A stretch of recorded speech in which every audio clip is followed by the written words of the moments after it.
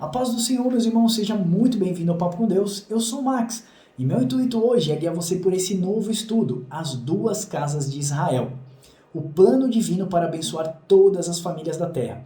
Fica por aí porque o estudo hoje está revelador. Tem muita coisa legal nesse estudo e se você já conhece as duas casas, fica com a gente até o final. Pode ser que você tenha alguns adicionais. Se você não conhece as duas casas de Israel, você precisa ver esse estudo até o final. Então eu vou chamar você de espartano. Quem chegar até o final pode até colocar no comentário Esparta, espartano, quer dizer aquele guerreiro de estudo mesmo, amém? Também tem uma palavrinha que nós vamos deixar no finalzinho do vídeo para você fazer um comentário. Se você ficar até o final, eu tenho certeza que você vai ser abençoado. Você vai entender muitas coisas que você não entendia na Bíblia e outros trechos que você entendia, você vai perceber que eram linguagens proféticas porque haveriam de vir, tá bom?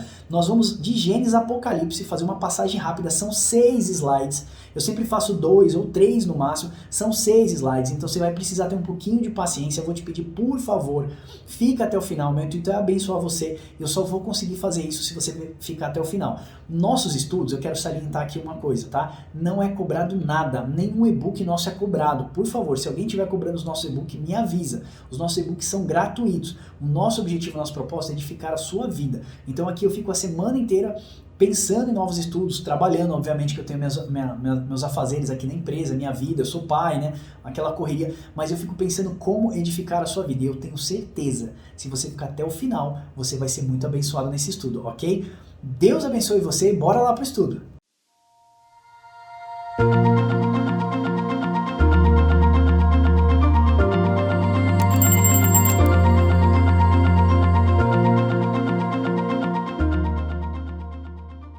Bora lá, vamos começar esse estudo aqui? Então assim, aqui ó, as duas casas de Israel. Eu já coloquei aqui ó, o plano divino para abençoar as famílias da terra, ok? Então assim, Deus tem um plano desde o começo, lá do Gênesis, Deus tem um plano para abençoar todas as famílias da terra. Olha só a promessa, ó, abençoarei os que te abençoares e amaldiçoarei os que te amaldiçoarem. Em ti serão benditas todas as famílias da terra, Gênesis 12, 3. Deus inicia um plano de resgate da humanidade através da descendência de Abraão. Irmãos, é lindo. Eu quero dizer para você que a Bíblia inteira trata sobre isso. A Bíblia inteira é sobre esse plano divino de resgate da humanidade. Deus quer para si uma família e ele precisa alcançar todas as famílias da terra. Por isso ele levanta aqui, ó, Abraão. O Abraão, nosso pai da fé, até coloquei aqui embaixo, pai da fé. Aliás, deixa eu fazer um parênteses aqui, como sempre. Tenha paciência, fica comigo até o final desse estudo. Eu acredito que aqueles que vão passar aí 30, 40 ou talvez 50 minutos vendo esse vídeo, eu não sei quanto tempo isso vai durar, são realmente espartanos, né? Guerreiros, aquelas pessoas que amam a palavra de Deus e que vão se dedicar para passar todos esses minutos aqui com a gente intertido aqui, tá bom? Eu queria mostrar esse projeto gráfico, tá aqui, ó, primeiro Abraão, aqui eu tô mostrando Jacó, né? Jacó luta com o anjo, olha que legal aqui, ó, Jerusalém aqui embaixo, muito bacana, tá vendo? Jerusalém, tá aqui Jacó, tá realmente bacana esse projeto gráfico. Deixa eu ver essa outra página aqui, olha lá, as duas varas na mão do profeta, e aí a gente vê Jesus, aí nós vemos aqui as duas tribos, aí nós vemos aqui as duas menorás, nós vemos também as duas testemunhas. Se você ficar com a gente até o final, eu tenho certeza que você vai ser abençoado, porque a Bíblia inteira trata desse assunto, ok? Então vamos lá, a promessa que Deus faz a Abraão. Após Abraão sacrificar no seu coração Isaac, então assim, eu digo que Abraão sacrificou sim Isaac, mas no seu coração, ok? O Senhor então firma uma promessa para abençoar todas as famílias da terra, que deveras te abençoarei e certamente multiplicarei a tua descendência como as estrelas do céu e como as areias da praia do mar. A tua descendência possuirá a cidade dos teus inimigos, ó. Nela serão benditas todas as nações da terra, porquanto obedeceste a minha voz. Gênesis 17 a 18. Então aqui nessa passagem nós vemos Deus fazendo menção a duas descendências, as estrelas do céu e a areia do mar. Então a gente já começa a prestar atenção que existem duas descendências. Aliás, você vai perceber que na Bíblia inteira sempre tem duas descendências, duas pessoas, dois espias, duas placas da lei, dois espias lá quando eles vão vigiar a Jericó, né? São 10 espias, mas somente os dois, né? Josué e Caleb é que voltam com boas notícias. Então você vai ver sempre esses dois marcando na Bíblia. Você vai ver a parábola do filho pródigo, são dois, né? Dois filhos. Você vai começar a entender muita coisa que você não entendia. Aliás, você vai fazer uma releitura da Bíblia. Olha só, esse estudo é muito profundo. Ele não começa em Abraão, ele começa lá, quando a serpente, quando tem a profecia de a descendência da mulher pisar a cabeça da serpente. Mas eu vou trazer de Abraão, porque iniciou-se toda a história em Abraão, e eu quero mostrar para vocês isso daqui para frente, tá bom? E Abraão também vai ficar muito mais fácil da gente entender. Então aqui, ó, duas descendências, as estrelas do céu e a areia do mar. Esse é um ponto importante para meditarmos, pois aponta para uma natureza divina e uma natureza terrena. Estrelas do céu faz menção à descendência do Messias que viria da tribo de Davi, e as areias do mar apontam para a descendência da tribo de Efraim, que se espalharia por todas as nações. Então já é legal a gente prestar atenção que Deus está chamando Abraão, já está fazendo uma promessa, e para nós que estamos aqui no século 21 é muito mais fácil, porque a gente tem toda a história na palma da mão, né? E a gente consegue olhar para a Bíblia e entender o que Deus estava profetizando para Abraão. E Abraão, ó, ele foi visionário, né? Abraão não tinha essa visão que nós temos hoje, Abraão creu na palavra do Senhor. Então, ó, o que Deus fez? Deus chamou Abraão e depois Deus reafirma a sua promessa a Isaac. Ó. Sobrevindo fome à terra, além da primeira a vida nos dias de Abraão, foi Isaac a gerar, avistar-se com Abimeleque, rei dos filisteus. Apareceu-lhe o Senhor, não desças ao Egito. Olha o que Deus disse para ele, não desças ao Egito, eu serei contigo e te abençoarei, por ti a tua descendência, darei todas essas terras e firmarei o juramento que eu fiz a Abraão teu pai. Multiplicarei a tua descendência como as estrelas dos céus e lhes darei todas estas terras. A tua descendência serão abençoadas todas as nações da terra, porque Abraão obedeceu a minha palavra e guardou os meus mandamentos, meus preceitos, meus estatutos, as minhas leis. Gênesis 26, do 1 ao 5. Então, olha só, Deus já está chamando Isaac e está falando assim, ó, eu prometi ao seu pai, eu vou cumprir, anda nos meus caminhos, sede obediente. Deus já está reafirmando a promessa que fez Abraão agora a Isaac. Então, Deus reafirma agora a sua promessa a Jacó, descendência de Isaac. Após o episódio do anjo lutar com Jacó, o Senhor abençoa e reafirma a sua promessa. A tua descendência será como o pó da terra, olha aí a descendência terrena. Estender-se-á do ocidente para o oriente, do norte para o sul, e em ti a sua descendência serão abençoadas todas as famílias da terra. Lembra que eu coloquei aqui em cima o plano divino para abençoar todas as famílias da terra. Ok? Então Jacó tem o seu nome mudado por Deus. Depois o Senhor aparece Jacó novamente, muda o seu nome para Israel e novamente o abençoa. Vindo Jacó de Padan-Aram, outra vez lhe apareceu Deus e o abençoou, dizendo, o teu nome é Jacó, e já não mais chamará Jacó, porque Israel será o teu nome. E chamou Israel e disse-lhe mais, eu sou o Deus Todo-Poderoso, sê fecundo, multiplica-te, uma nação e uma multidão de nações sairá de ti, procederão de ti. Gênesis 35, olha só o que Deus está falando para ele aqui, ó. Uma nação sairá de ti e uma multidão de nações sairá de ti. Vai sair um povo de você e muitos povos de você. Deus já está reafirmando isso aqui para Jacó. Legal? Então vamos passar aqui para o slide 2 para a gente ganhar tempo. E eu quero já no slide 2 fazer um adendo aqui em cima. Ó. Israel, que foi o nome que Deus deu para Jacó, diferente do que muitas pessoas falam assim, ó, Israel significa lutou com Deus e prevaleceu. Não. El é o significado de Deus e Isha é o significado de prevalecer ou prevalece. Então, Deus prevalece. Esse é o significado de Israel. Por isso que a Bíblia fala lá em Apocalipse, nele colocarei o meu nome. Então é Deus prevalece, Deus prevalece. Quem vai prevalecer contra Deus, irmão? Você acha que Jacó lutou e ganhou do anjo? O anjo tocou na... Tá aqui, ó, a luta dos dois. O anjo tocou na coxa de Jacó e ele ficou manco. Agora, fala sério. Lá em Apocalipse mostra que com o sopro da sua boca, Jesus destruirá os seus inimigos, destruirá Satanás, com o sopro da sua boca. Aí você acha que Jacó lutou com Jesus lá no Val do Jaboque, né? O anjo do Senhor, que né, muitos teólogos colocam como Cristo, e aí ele prevaleceu contra Cristo. Não é isso. É tipo, Israel significa Isha, que é prevalecer, e El significa Deus. El é Deus. Então assim, Deus prevalece. Amém? É quando a vontade do Senhor prevalece. Então não é assim que o Jacó lutou com Deus e prevaleceu. Aquilo ali tá errado, tá bom? Essa é a tradução correta. Jacó abençoa Efraim como seu primogênito. Aqui tem aquela história da bênção da primogenitura, né? Então tem um episódio lá, o Espírito Santo direciona Jacó em sua velhice, com dificuldades inclusive de enxergar, e abençoa Efraim como primogênito. O interessante é que Efraim significa duplamente frutífero, tá? Jacó toma os filhos de José para si e o invoca como seus filhos da sua descendência direta. Medita em Gênesis 48, do 13 a 20. Eu não vou parar nessa parte, porque essa parte é bastante conhecida, tá bom? Mas Jacó já estava na sua velhice, ele já estava cego, né, praticamente cego, porque ele não enxergava, e aí José traz os seus dois filhos, Manassés e Efraim, para ele abençoar na posição certa, e ele inverte as mãos, porque ele entende, guiado pelo Espírito Santo de Deus, que Efraim significa duplamente próspero, e ele entende da promessa que foi feita aos seus pais, né, seu pai Isaac, o seu avô Abraão. Então ele fala, eu vou abençoar, com a bênção da primogenitura, aquele que é duplamente abençoado. E ali se cumpre a palavra de Deus. Por isso também que nós vemos, irmãos, eu não sei se vocês prestaram atenção, que eu comecei aqui, ó, Abraão, depois eu vim para Isaac, depois eu vim para Jacó.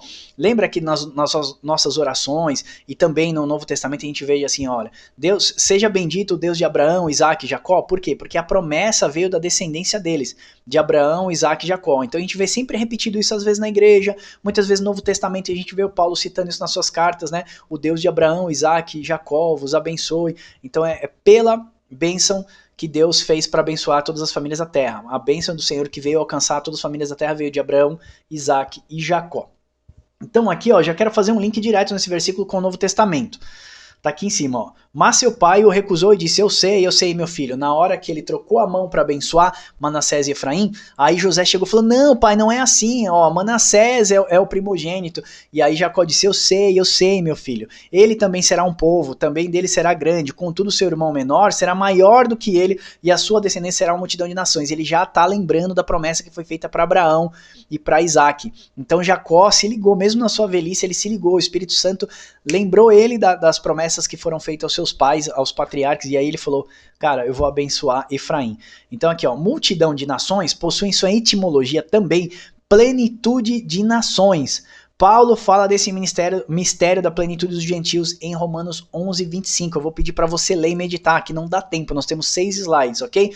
Então, quando Deus fala aqui, ó, que uma multidão de nações sairia dele, Paulo já está afirmando isso lá em Romanos 11, 25, assim, ó, plenitude dos gentios. Então, da onde veio a plenitude dos gentios? Da tribo de Efraim. Tá certo? Então vamos lá. Deus habita em apenas uma casa. Ó. Então, bom, podemos dizer que daí pra frente Deus tem o seu povo formado pelas 12 tribos de Israel, apenas uma casa. Então, Jacó, antes de morrer, ele abençoa todas as tribos, tá? Ele abençoa Judá, ele abençoa Efraim, Manassés e todos eles. Ele coloca a mão, passando a sua bênção patriarcal para todas as famílias. E a partir daí, ó, Deus tem um povo formado pelas suas 12 tribos. Lembra que lá nós vemos na Nova Jerusalém que descia do céu? Ela tinha 12 portas, com o fundamento dos 12 apóstolos, né? As 12 portas eram as 12 tribos, onde todas as nações vão entrar por uma das portas. Então ali está mostrando que, tipo, nós vamos partir e nós vamos entrar pela eternidade por uma dessas portas, por uma dessas tribos. Teoricamente é isso que está querendo dizer. Deus manda Moisés erigir um tabernáculo que significa lugar de habitação. Então o Senhor passa a habitar no meio do seu povo. Salomão também constrói um templo para habitação de Deus. E Deus passa a habitar no meio do seu povo, no meio das 12 tribos. É claro que hoje podemos afirmar com certeza de que Deus não habita em templos feitos por mãos humanas, mas era necessária a construção do tabernáculo de Moisés e do templo de Salomão para o Senhor nos mostrar hoje a realidade das coisas. Então hoje pra gente o véu de Moisés já não existe mais. A gente entende que hoje nós somos o templo do Espírito Santo, nós somos o tabernáculo de Deus, nós somos a habitação do Senhor. Por isso que Paulo fala numa das suas cartas dizendo assim, eu rogo-vos, irmãos, eu imploro, né, que apresentei os vossos corpos como sacrifícios vivos ao Senhor, porque ele sabe que nós somos o templo vivo do Espírito Santo. Amém? Em todos esse tempo, Deus está habitando em uma só casa, a casa de Israel, as 12 tribos. Por que casa de Israel?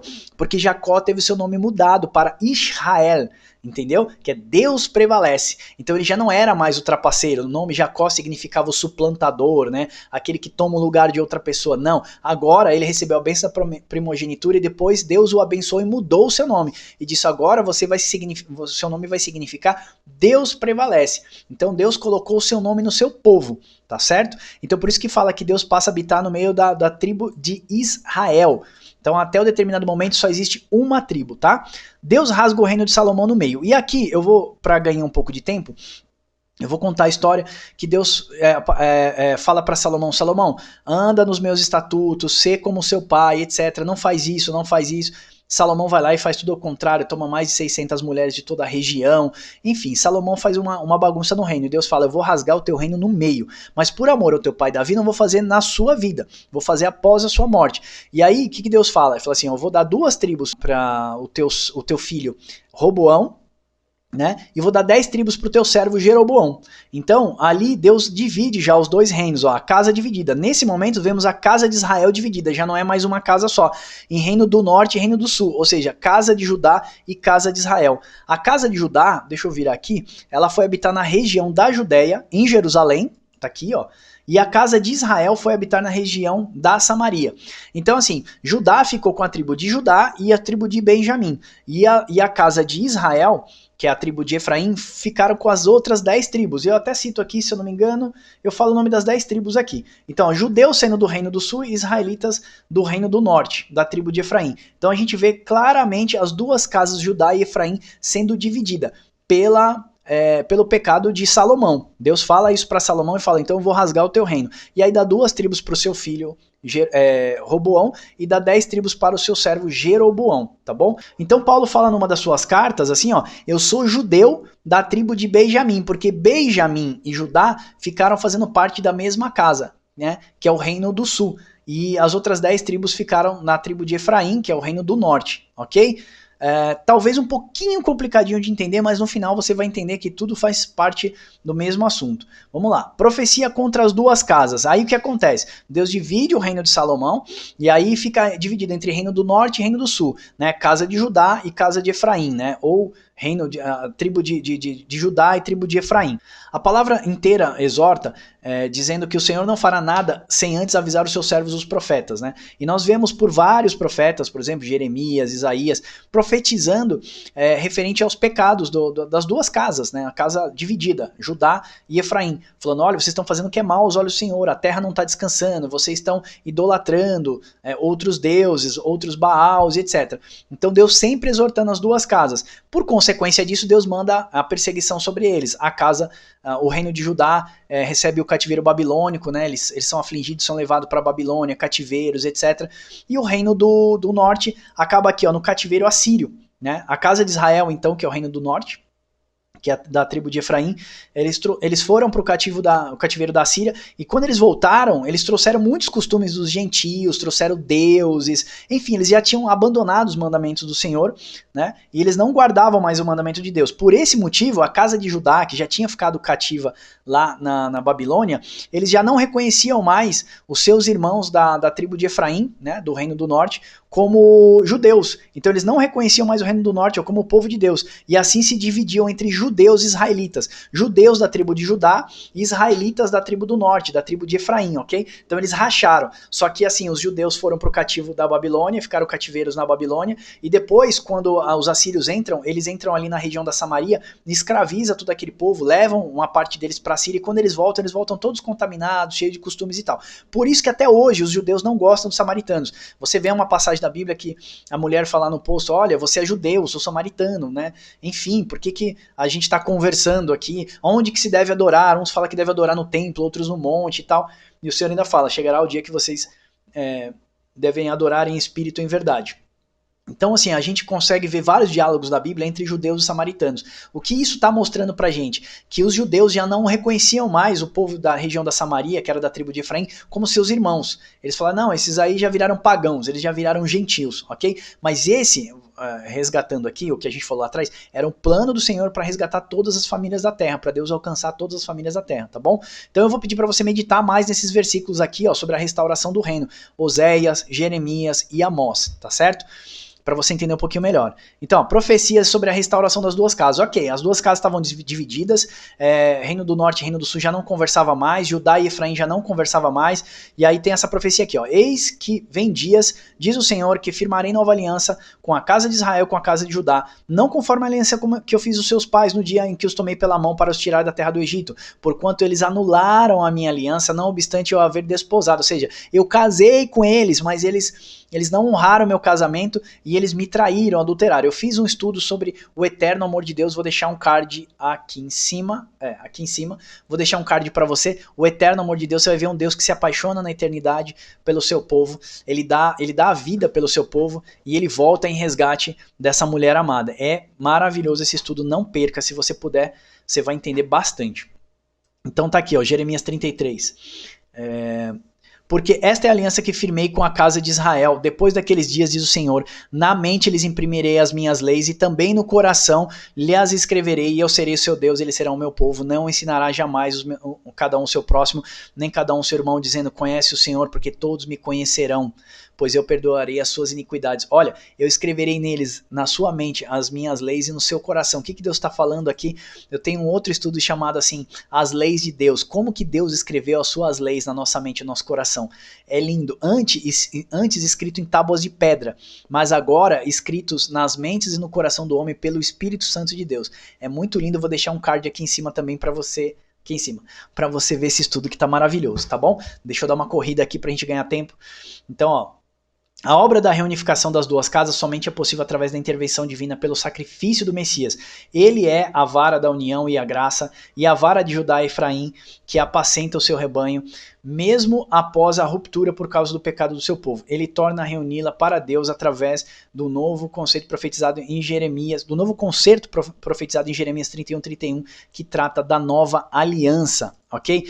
Então, assim, na cruz do Calvário, Cristo aproxima Judá e Efraim novamente. Eu coloquei aqui embaixo para você dar uma olhada, tá vendo? Jesus aqui, olha aqui, ó, os dois ladrões, né, os dois iníquos que foram crucificados juntamente com Cristo. E aqui vale a pena a gente lembrar que um deles aqui, ó, por exemplo, eu vou colocar aqui, ó, um deles, ele falou assim, ó, se você é Jesus mesmo, se você é filho de Deus, desce daí, salva você e salva nós. Quem é que não aceitou Jesus quando ele veio à Terra? Os judeus, o seu próprio povo, né? E quem foi que aceitou Jesus quando ele desceu à Terra novamente? Os gentios, né? Ele falou, Senhor, lembra-te de mim, né? Quando entrares no teu reino. Nós somos pecadores, mas o Senhor de nada fez por isso. Então, assim, a gente consegue ver na cruz de Cristo. Eu até botei uma cruz aqui em cima, ó, não sei se você consegue ver aqui, ó. Judá e Efraim. Efraim sendo a vara maior e Judá sendo a vara menor, porque Efraim é duplamente próspero. Lembra disso? Se você entender a relação das duas casas, você vai conseguir entender muitas parábolas da Bíblia. Por exemplo, você vai entender a parábola do filho pródigo diferente. Nós já vamos chegar nela já já. Ó. Cristo veio resgatar o que havia perdido. Lembra que Cristo falou? Ele disse assim, ó, Jesus respondeu, não fui enviado senão as ovelhas perdidas da casa de Israel. Olha que Jesus falou. Eu sempre li esse versículo e não entendia. Eu vim para as ovelhas perdidas da casa de Israel. Peraí, Israel não é judeu, é diferente. Judeu é da tribo de Judá, Israel é da tribo de Efraim. Entendeu? Então, ó, quem eram as ovelhas perdidas? Efraim, que se misturou com os gentios lá no cativeiro assírio, voltou com seus costumes, voltou todo bagunçado, já não guardava mais as ordens do Senhor, as suas leis, se contaminou com os deuses do mundo, com Baals, com os seus costumes, né? E aí ele fala, eu vim para as ovelhas perdidas da casa de Israel, agora eu vou imprimir na sua mente as minhas leis morais e no seu coração, através de quem? Do Espírito Santo do Senhor. Ah, aqui está claro que Cristo vem resgatar o que se havia perdido. Jesus entra pela região de Decápolis. Decápolis significa 10 cidades, ok? A região das 10 cidades onde a casa de Israel habitava, tendo Samaria por capital, local repudiado pelos judeus da tribo do sul. Por que os judeus repudiavam Samaria, irmãos? Porque os assírios entraram por aquela região, escravizou aquele povo, e quando aquele povo voltou, em vez de eles voltarem a adorar a Deus no templo, voltarem a guardar as suas leis e as festas, o povo abandonou os costumes da sua tradição. Então Deus falou assim, olha, eu vou fazer você se lembrar daquilo que eu te ensinei lá no começo. Desculpa. Só uma pausa aqui para tomar um pouquinho d'água, peraí. O estudo tá longo, então fica um pouquinho difícil. Olha lá. Cristo busca as ovelhas perdidas da casa de Israel. A partir de hoje, a leitura da Bíblia para você terá um novo sentido. As profecias farão mais sentido. As parábolas que Jesus contava terão um novo sentido. Veja a parábola do filho pródigo. Quem é o filho que sempre estava com o pai? A tribo de Judá. E quem sempre guardou os mandamentos do Senhor e não se perdeu? E quem foi o filho pródigo que foi pelo mundo e depois volta para o pai? A tribo do norte, Efraim. Todos os israelitas que se misturaram com os gentios. Eu falei para você, depois que você ver esse estudo, você vai ler a Bíblia diferente. Eu espero que eu esteja conseguindo ser um cara que consiga passar isso de uma forma mais prática para você, porque é um estudo complicado, ele é bem complexo, você tem que entender a união das tribos, depois a divisão das tribos. Uma tribo fica em Jerusalém, a outra tribo sai para percorrer o mundo, vamos dizer assim, foi para a região da Samaria, traz os costumes mundanos dos outros povos e depois não passa a não guardar mais as leis do Senhor, não passa mais a se preservar, ok? Olha para a cruz, Jesus morre de braços abertos entre dois homens criminosos que simbolizavam as duas casas unidas pelo sangue de Cristo. Os criminosos do coração duro sendo judeus religiosos que não aceitaram o Messias, e do outro lado os israelitas da tribo de Efraim, agora os gentios que se arrependem. Foi a história que eu contei para você dos dois homens que morreram crucificados ao lado de Cristo. Olha Efésios 2, 11 a 16. Fala que Jesus derrubou a parede de inimizade entre os irmãos Judá e Efraim. Foi através do sangue de Cristo que ambos foram aproximados. Lembra disso? Lá em Efésios fala assim, a parede que separava vocês já não existe mais.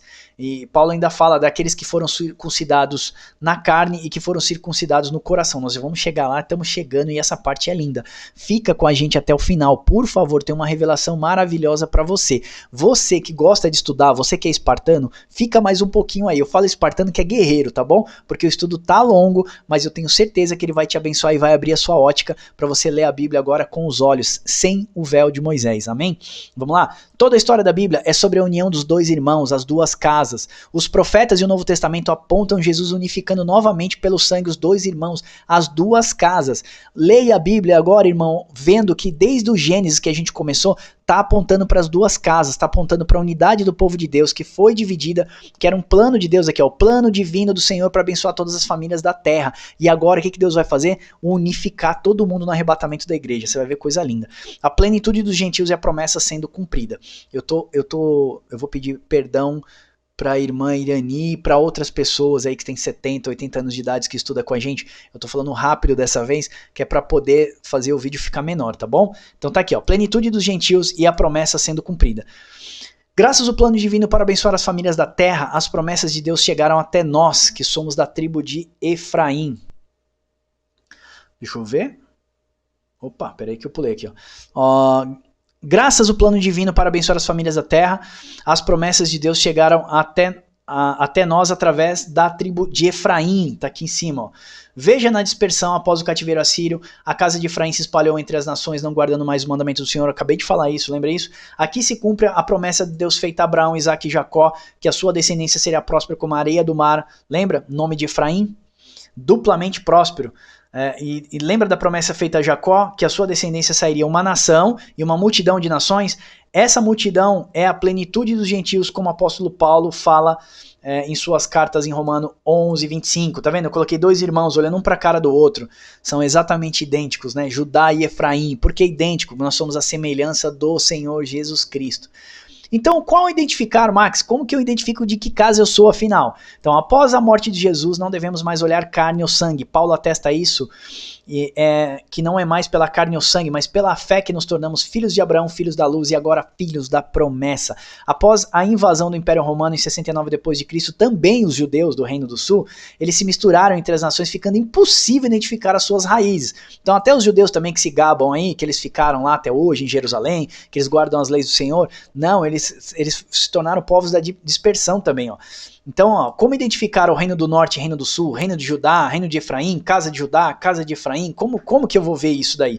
Pelas obras, pelos frutos se conhece a árvore, só podemos conhecer os verdadeiros filhos de Deus pela fé, não é mais por carne ou sangue, ou seja, pela descendência. As duas tribos, as duas casas foram narradas no Antigo Testamento para entendermos a unificação que Deus faria entre judeus e gentios, ou seja, a casa de Judá e a casa de Efraim. Agora não é mais por tribo, irmão, agora não é por carne ou sangue. Os gentios e os judeus são unidos pela cruz de Cristo. Como? Então vamos ler lá. Eu acho que isso aqui está em Efésios, porque está na outra página, eu vou ler. Ó. Portanto, lembrai-vos que outrora vós gentios na carne, chamados incircuncisos por aqueles que se intitulam circuncisos. Lembra disso? Vocês agora, que são chamados de incircunciso por aqueles que se circuncidaram, ou seja, os judeus, né, na carne, por mãos humanas, naqueles tempos estáveis sem Cristo. Ou seja, vocês de Efraim, vocês estavam sem Cristo, separados da comunidade de Israel, ó, estranhos às alianças da promessa, não tendo mais esperança, sem Deus no mundo, mas agora... em Cristo vós, que antes estavais longe, foste o quê? Aproximado, né? Pelo sangue de Cristo. Então agora, ó, judeus e gentios, já não tem mais essa separação, já não tem mais esse muro de separação entre nós, porque ele é a nossa paz, o qual ambos fez um, tendo derribado a parede e a separação que estava no meio da inimizade, aboliu na sua carne, ó, a lei dos mandamentos, irmãos, na questão da força do pecado. Agora, nós não estamos mais debaixo do jugo do pecado, mas da graça do Senhor, que nos dá a força para obedecermos a sua lei, ok? Isso aqui não é super graça. Então, ó, na sua carne aboliu a lei e os mandamentos na forma de ordenanças, para que os dois criassem em si um novo homem, fazendo a paz, e reconciliasse com ambos um só corpo em Deus por intermédio da cruz. Deixa eu virar aqui Agora aqui em cima, ó, destruídos pela inimizade, ó. E vindo, olha o que Cristo fez, seu ministério, evangelizou, ou seja, trouxe as boas novas, paz a vós outros que estáveis longe, as tribos de Efraim, que estava disperso, e paz também para os que estavam perto, porque ele foi em Jerusalém, lembra que ele falou, ó, façam aí o que os fariseus ensinam vocês, mas não faz aquilo que eles fazem, entendeu? Então, ou seja, os ensinamentos fariseus eram importantes, ok? Porque por ele ambos temos acesso ao Pai em um só Espírito, e assim já não sois mais estrangeiros ou peregrinos, mas concidadãos dos santos e sois famílias de Deus, um só corpo para Deus, hein? Edificados sobre o fundamento de quem? Dos apóstolos, ok? E profetas, sendo eles, ele mesmo, Cristo Jesus, a pedra angular no qual todo edifício bem ajustado cresce para santuário edificado ao Senhor, no qual também vós justamente estão sendo edificados para a habitação de Deus. O que nós estamos sendo feitos, irmãos? Edificados para a habitação de Deus. Você já é a habitação de Deus plena? Não. Estamos sendo edificados. Quando fala de pedra angular, eu quero dar mais um totozinho aqui para trás para te mostrar isso daqui, ó. Tá vendo aqui, ó? Jesus é a pedra angular. Então, o que era pedra angular? Quando você tinha duas paredes, ó, parede do norte, parede do sul, você colocava uma pedra no meio para você fazer a junção das duas paredes, ok? Também tinha nas portas, ó, você levantava e escorava uma pedra, levantava e escorava outra pedra, e quando você ia fazer a união das duas, você precisava de uma pedra angular que ficava no meio. Então, por que fala que Jesus é a pedra angular, irmão? A gente fala assim, Jesus é a pedra de esquina, mas eu não tenho noção. Por que pedra de esquina? Para você juntar Reino do Norte, Reino do Sul, casa de Judá, casa de Efraim, as duas tribos, os dois irmãos. Toda a Bíblia, desde o começo de Gênesis até Apocalipse, é referente aos dois irmãos. Amém? É lindo essa passagem. Então isso aí está em Efésios 2, do 11 ao 22. Medita lá. Agora, espartano, chegou a sua hora de ser abençoado. Presta atenção nisso daqui. As duas testemunhas. Então, a gente já sabe que a Bíblia inteira mostra sobre duas pessoas, ok? Então, as duas testemunhas. Podemos ver em Apocalipse as duas testemunhas na presença do Senhor. São eles, judeus e gentios. E por que eu falo isso? Olha só. Olha o que a Bíblia fala lá em Apocalipse. São estas as duas oliveiras, os dois candeeiros que se acham de pé diante do Senhor.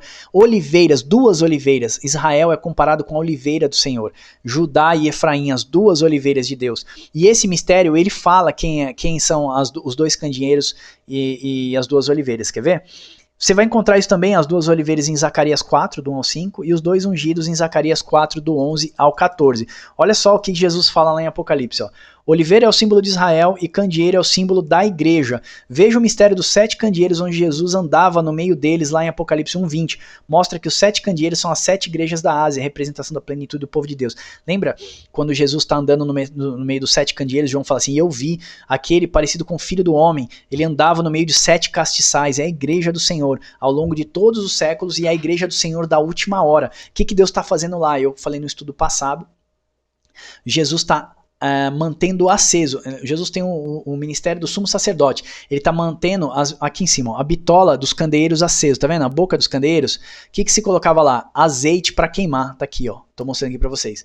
Botava azeite para queimar. Jesus está aquecendo, está colocando o azeite, o Espírito Santo, derramando o Espírito Santo para o arrebatamento da igreja, mantendo as chamas da igreja acesa, ok?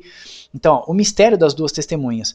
Por depoimento de 2 ou 3 testemunhas, será morto o que houver de morrer. Por depoimento de uma só testemunha, não morrerá. Deuteronômio 17:6. As duas testemunhas são judeus e gentios, tocando trombetas e anunciando o evangelho da salvação. O que é tocar trombeta, irmão? Falar em alta voz. Você vai ver lá em Joel, acho que 2, fala assim, tocai trombetas, dai voz de rebate no meu santo monte. Você vai ver os profetas falando, tocai trombetas, anunciai o pecado do meu povo. Você percebe lá as duas testemunhas vestidas de pano de saco, que é símbolo de humilhação, de arrependimento. Eles estão se preparando para a última festa, que é a festa das primícias. Então, é a hora que o povo se humilhava pelos seus pecados, eles se arrependiam. Era momento de pranto, de humilhação. E você vê as duas testemunhas vestidas de pano de saco no Apocalipse. O Apocalipse é um livro figurado, então ele te aponta para os profetas. Na verdade, o Apocalipse é um espelho dos profetas. Se você quiser entender Apocalipse, você tem que ir para os profetas. Ó, Deus não condenará à morte as nações que se arrependerem. Tocai trombetas em Sião e dai voz de rebate no meu santo monte. Perturbem-se todos os moradores da terra, porque o dia do Senhor vem e está próximo. Joel 2:1. em Números 10, 9. Então, qual que é o ministério das duas testemunhas que 3 anos e meio elas abrem a boca e proferem coisas sobre a terra, né? Profecias sobre a terra, tocar trombetas e anunciar a volta de Jesus Cristo. Ela vai estar anunciando, olha, esse acordo de paz, esse cara que veio de falsa paz, é o cavaleiro branco do Apocalipse. A igreja vai estar aqui na terra anunciando os últimos momentos sobre a terra para que as nações se arrependam. Então, o ministério das duas testemunhas do Apocalipse é tocar trombetas e anunciar a volta de Jesus. O maior avivamento será na grande tribulação e Deus vai usar duas testemunhas, as duas casas de Israel. O arrebatamento da igreja é a unificação das duas casas de Israel. No arrebatamento da igreja, Deus une as duas casas, agora em um corpo espiritual, um corpo de glória, a noiva do Cordeiro, que vemos em Apocalipse 21, toda adornada de pedras preciosas, revestida com a glória de Deus Pai, e seremos habitação de Deus para sempre. Lembra disso? As duas testemunhas morrem, elas têm um ministério de 3 anos e meio, seus corpos ficam o quê? 3 dias e meio tirados em praça pública. Aqueles 3 dias e meio está fazendo referência aos 3 anos e meio da grande tribulação, os 3 anos e meio finais. Então, possivelmente a igreja vai ser calada, vai ser perseguida, como já foi antes.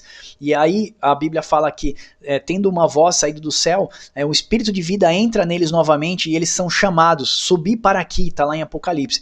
O que Deus está falando ali? É o arrebatamento da igreja. O Espírito de vida entra de novo neles. Vê lá em Ezequiel 37, eu fiz o vale de ossos secos, eu tenho mostrando o vale de ossos secos e o arrebatamento da igreja. Quando fala, profetiza, filho do homem, para que o Espírito de vida entre neles.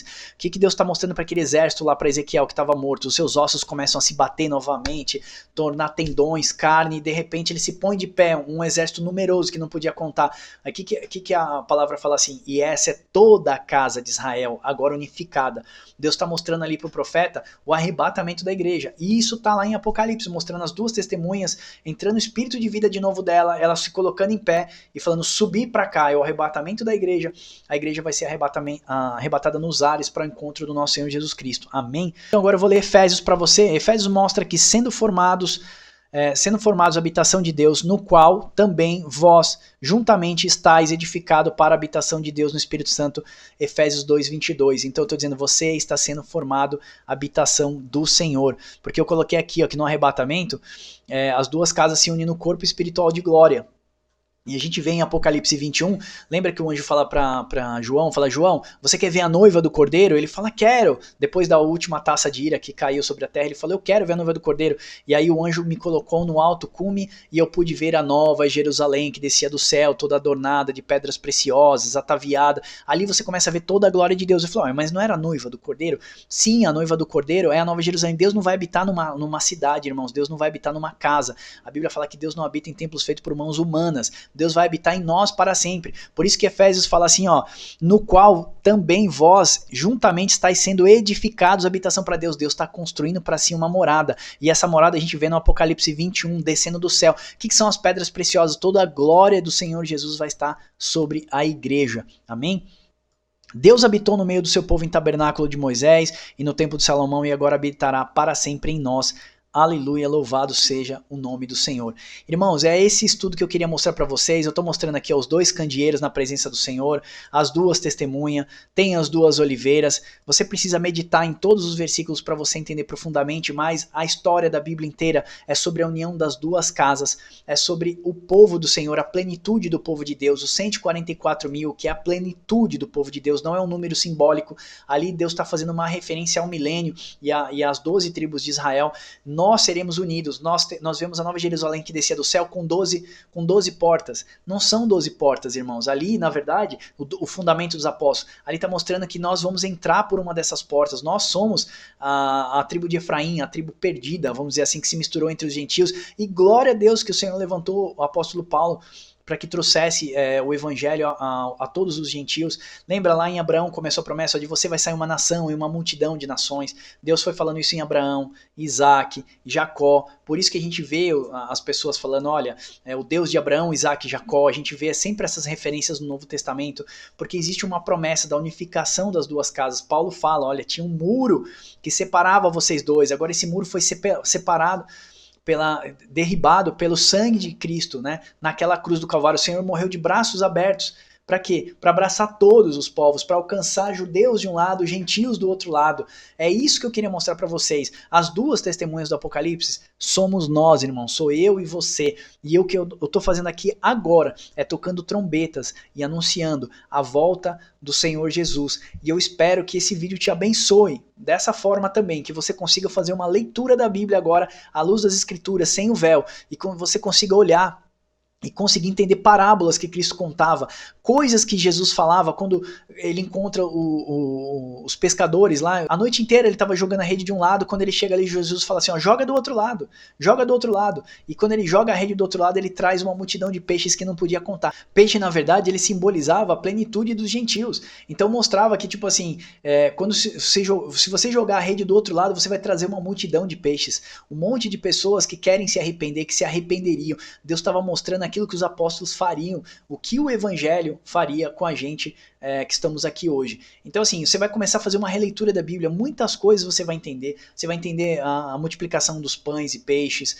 você vai conseguir entender muitas coisas, você vai olhar para o tabernáculo de Moisés e vai entender os 2 pães da preposição que ficavam lá na presença do Senhor, untados com óleo, lembra? Ungidos com óleo, né? A Bíblia fala lá em Apocalipse e Zacarias, esses são os 2 ungidos que estão na presença do Senhor. É lindo, vai desbloquear muitas profecias na sua cabeça.